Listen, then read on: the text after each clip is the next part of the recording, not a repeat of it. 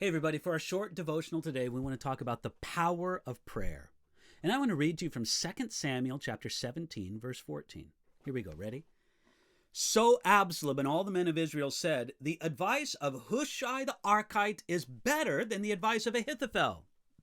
For the Lord had purposed to defeat the good advice of Ahithophel to the intent that the Lord might bring disaster on Absalom. Again, that's 2 Samuel chapter 17, verse 14. Now, during the reign of King David, Ahithophel was a famous man in ancient Israel. He was a noted consultant or counselor to the king, and his advice was so good that when he spoke, people said that you might as well have heard God himself speak. When David's son Absalom turned on his father and took the kingdom over, Ahithophel took the side of the rebel son instead of the side of God's king.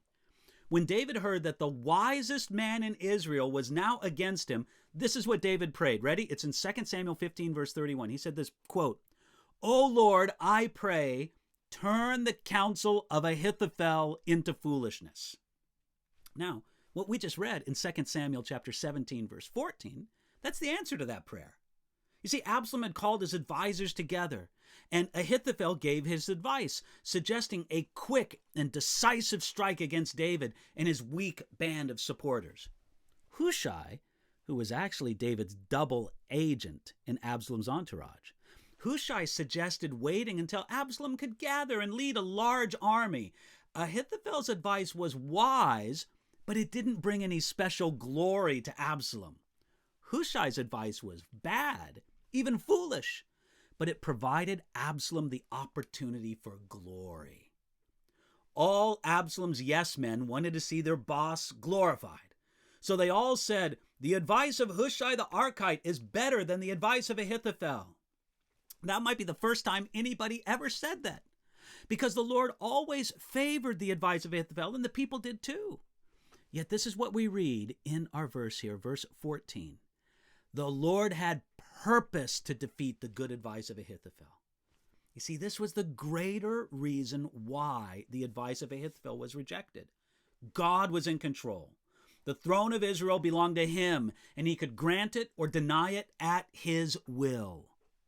You see, Absalom had the smartest man in Israel on his side, but David's prayer was mightier than Ahithophel's wisdom. God could lead Ahithophel to give foolish counsel that was listened to, as in 2 Samuel chapter 16, verse 20. Or he could allow Ahithophel to give great advice and yet have it rejected.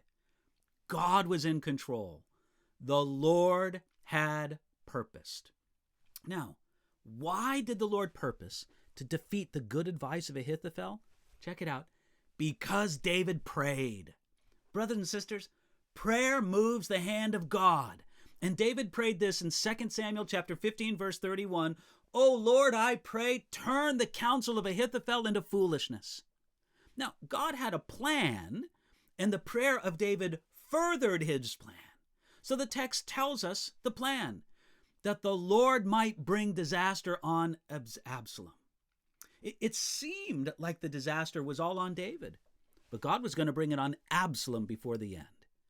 In all of this, there was a severe correction for David, and David knew it well. But at the same time, God did not forsake David during this time of chastening. He was there for David at that time also. He wasn't out to destroy David, but to correct him.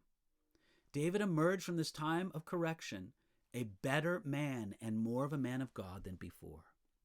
Now we see many things in this, don't we? We see the power of prayer. We see the frailty and weakness of man.